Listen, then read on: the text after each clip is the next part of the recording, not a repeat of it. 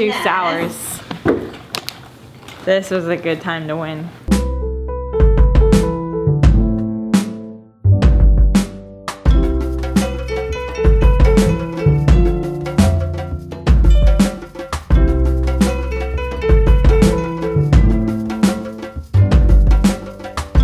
Today is our counseling appointment. We're in the parking lot right now, and it's been a rough morning because Cammie and I got in a fight. About sex. Or an estrangement. It's hard to know what it is. Yeah. And we're gonna talk about it with our counselor in 1 minute. We've never talked about this with him, so it's a little bit scary,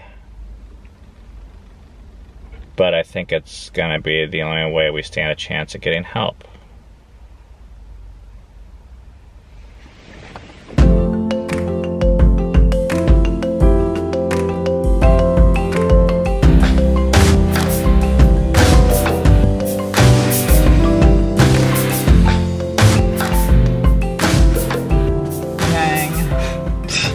That was intense. We just finished our session and we're in the parking lot. In the beginning, I was like really uncomfortable. There was a part where I felt like I was outside my body. Like I felt myself separating. Just because I didn't want to talk about this stuff.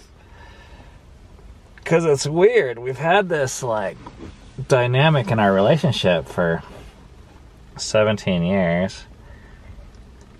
And I don't think it's wrong in my head, but it's embarrassing to talk about. It's almost developed into being a secret or something I'm ashamed of almost. So when we were talking about it with him, I was I just didn't want to talk about it, but I didn't have a reason. It felt like you're opening up a wound, or you're shining a light into this really dark place that's never seen light. I had a hard time talking about the sexual part of it with our counselor. I felt some of what you felt too, but I think I also more strongly felt the other part. But I'm really glad we talked about it. It was helpful for me. I was taking notes on what he was saying because, you know, where is it? I think the point where he said that you see my disappointment as anger and I see your incompleteness as a lie. There's things that we each do that prey on each other's worst fears. And I'm actually not angry at you, but you think I am just because I'm disappointed, and I think you're lying to me and being fake, even though you're not, but you're being incomplete. So we got some tools on how I could be more convey less of a message to you that I'm angry, and how you could convey more of a complete message to me so I don't feel lied to. I'm not ready to practice any of this right now though. The way these things have gone for me is I feel like I just got wore up and beat up, wore out, beat up, something I can't even talk right now. Yeah. But I know that in 3 years, we'll look back and this will be oh, that nugget of truth or light forever changed this dynamic. That's what I'm expecting. But right now, it feels like it's getting worse before it gets better. Okay, talk right now. I'm too tired. But it was helpful in understanding myself. Because I had always said to myself, oh, I need to be more honest. I'm not very honest. And that and what he said, he didn't use those words. He used, oh, you need to be more complete. Not even because you need to be more complete for you, but you need to be more complete for Ben. Like, Ben can't handle the ambivalence that you're bringing to the table. And I don't even think he said you need to. He said he thinks it would benefit our situation and relationship. Right. Or I need that, is what he said. Right. Because I can't handle it right now. Yeah. But it's not your fault. Yeah, but it actually, I think I had some, like, shame around not being honest enough. And I feel like that helped put words to that were less shame-based for me. So this is the end of this vlog.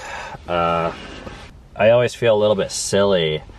First of all, the fact that we go to marriage counseling, because I don't think we need it.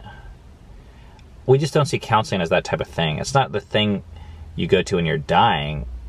We've just seen that there's not much else in our life that's worth investing in than the relational health with my marriage. Like, I think marriage, you know, we talk about fight for together, and marriage and familial relationships are the best way we ever have to know God. And I think a marriage is, to, like, keep it healthy is like work.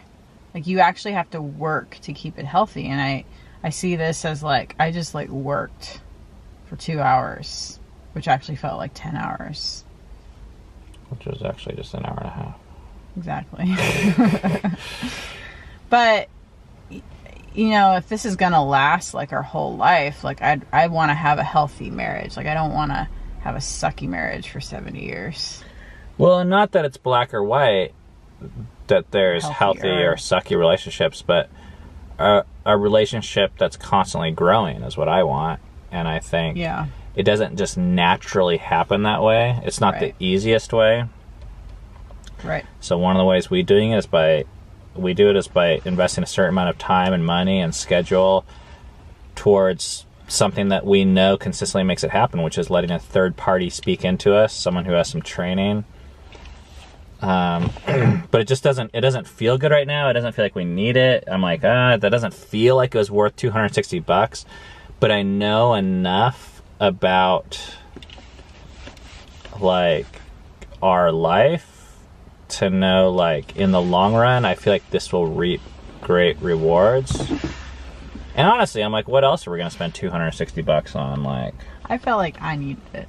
That's I hope this was beneficial to some of you guys, and if you guys are stuck in patterns in relationships, maybe you'll consider marriage counseling, not because the person has the holy grail answer to end all answers, but we found that taking that step and not being afraid, or heck, being afraid is fine, but just still taking that step to let someone speak into areas that oftentimes are really secretive and embarrassing and shameful, in the long run is worth it. Yep. See you guys tomorrow.